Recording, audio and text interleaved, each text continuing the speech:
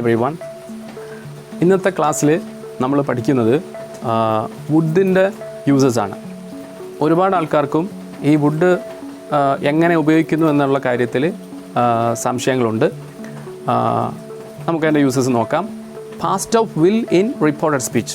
Reported സ്പീച്ചിൽ വില്ലിൻ്റെ പാസ്റ്റായിട്ട് വുഡ് ഉപയോഗിക്കാം. എന്നോട് ഒരു കാര്യം ഒരാൾ പറഞ്ഞു, ആ സെൻറ്റൻസിലായാലും വില്ല് ഉപയോഗിച്ചിട്ടുണ്ടെന്ന് വെക്കുക.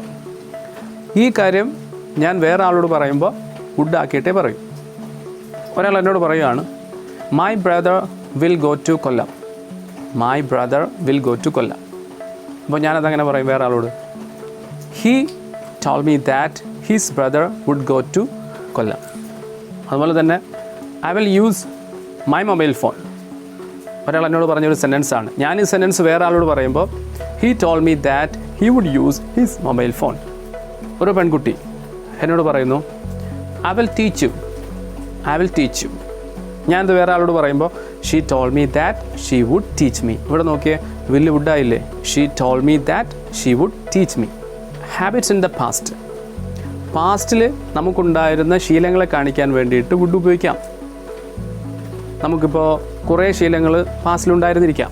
ഇവയെ കാണിക്കാനായിട്ട് വുഡ് ചേർത്തിട്ട് സെൻറ്റൻസസ് കൺസ്ട്രക്റ്റ് ചെയ്യാം.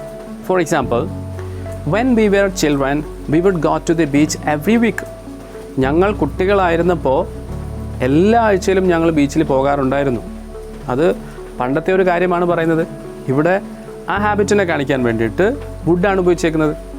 When I lived in Bangalore I would read newspaper every day.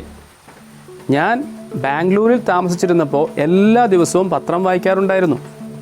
She would call me every day. എല്ലാ ദിവസവും അവൾ എന്നെ വിളിക്കാറുണ്ടായിരുന്നു.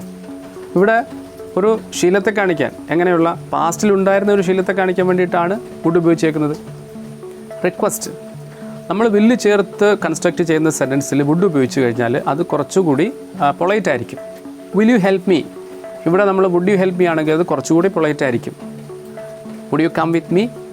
നിങ്ങൾ എൻ്റെ കൂടെ വരുമോ? Will you come with me. നിങ്ങൾ എൻ്റെ കൂടെ വരുമോ എന്നാണ്. പക്ഷേ അതിനേക്കാൾ കുറച്ചുകൂടി പൊളൈറ്റ് ആണ് would you come with me പറയുന്നത്. The second conditional. നമ്മൾ കണ്ടീഷണൽ ക്ലോസ് പഠിച്ചിട്ടില്ല, അത് നമ്മളിനി പഠിക്കും. ഈ സെക്കൻഡ് കണ്ടീഷണലിൽ നമുക്ക് വുഡ് ഉപയോഗിക്കാം. If I had cash I would give you. എൻ്റെ കയ്യിൽ ക്യാഷ് ഉണ്ടായിരുന്നെങ്കിൽ ഞാൻ നിനക്ക് തന്നേനെ. ഇല്ലാത്ത ഒരവസ്ഥയിലാണ് പറയുന്നത്. അത് ഇമാജിനേഷനാണ്. ഒരാൾ എന്നോടൊരു ചോദ്യം ചോദിച്ചു. എനിക്ക് ആ ചോദ്യത്തിൻ്റെ ഉത്തരം അറിയത്തില്ല. ഞാൻ പറയുകയാണ്, എനിക്കറിയാമായിരുന്നെങ്കിൽ ഞാൻ പറഞ്ഞേനെ. If I knew I would say. If you spoke English you would get a good job. നിങ്ങൾ ഇംഗ്ലീഷ് സംസാരിച്ചിരുന്നെങ്കിൽ നിങ്ങൾക്ക് നല്ലൊരു ജോലി കിട്ടിയേനെ. ഇപ്പോൾ ഇംഗ്ലീഷ് സംസാരിക്കാത്ത ഒരാളടുത്താണ് ഞാൻ പറയുന്നത്. സംസാരിച്ചിരുന്നെങ്കിൽ നിങ്ങൾക്ക് ജോലി കിട്ടിയേനെ. If he allowed me I would go. അവൻ എന്നെ അനുവദിച്ചിരുന്നെങ്കിൽ ഞാൻ പോയേനെ.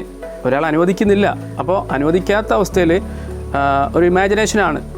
അയാൾ എന്നെ അനുവദിച്ചിരുന്നെങ്കിൽ ഞാൻ പോയേനെ. If he allowed me I would go. The third conditional.